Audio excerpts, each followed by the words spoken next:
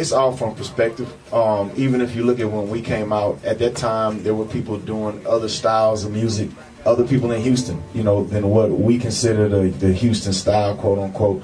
You know, at that time there was people that were putting out music that was like East Coast-ish, right, Atlanta-ish, right. Yeah. You know, Southeast-ish, more like Miami, that area. We didn't address it as a Houston song. Right. Well, mostly for the most point, because they weren't, the people that were doing that weren't as successful as we were. So we got a lot of the publicity and the attention of this being a Houston sound. But it's always been there where Houston has been diverse, and it's representative of just whatever's going on in music. And we've always had our own world.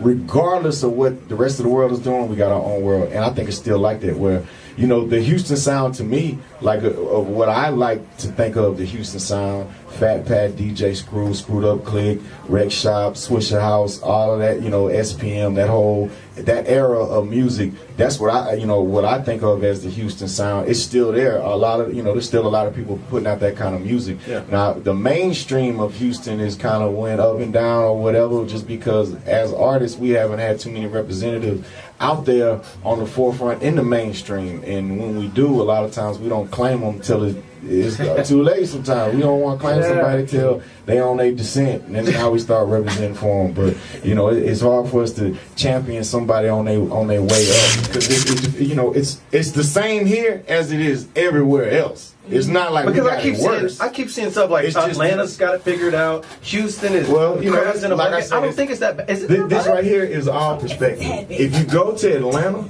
they're gonna tell you, man, we ain't got it figured out in Atlanta. We need to get it together like y'all do in Houston.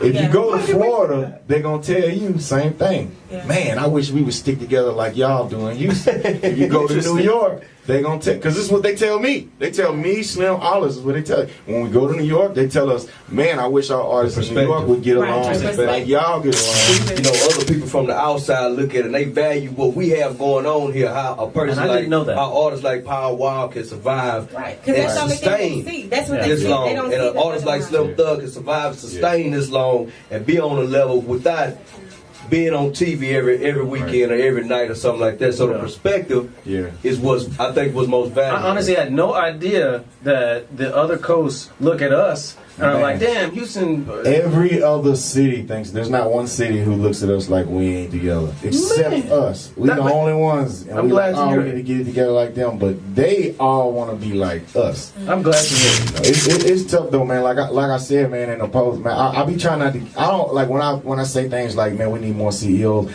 I don't want to offend nobody. I don't be wanting to step on their toes and offend nobody. But there was something that was on me, on my heart for a while to say that needed to be said. Because as artists, a lot of us have never had a CEO to even know that we need one. But I've had I was blessed, man. My first CEO ever in the game, Mad Hatter, he showed me so much love. He was all the way 1,000. He never, you know, he kept it so real with us. It just changed my whole perspective. Before that, I was trying to get everything I could get out of the rap game money-wise. And from then, it changed my perspective to know it's not all about money.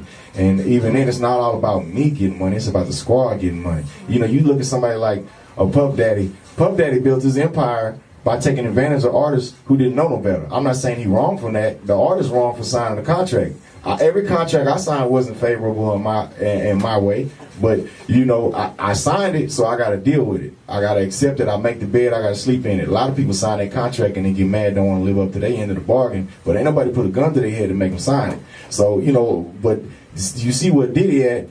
There's a lot of people like the Locks. They used to always say Diddy was messing them over out their money. There's all kind of artists that, you know, they are frustrated with Diddy saying it, whatever, you know, but that's the contract. Exactly. A lot of this, to get ahead, you got to take advantage of somebody else who don't know the game. Absolutely. So me as an artist, me as somebody who's been in the game for a long time, I could take advantage of every single producer, artist out here, sign them to me, do whatever. I could maybe even put them on, blow them up, take advantage of them, and get all their money. They're not gonna know no better because I'm getting all money every different which way that they don't even know exists.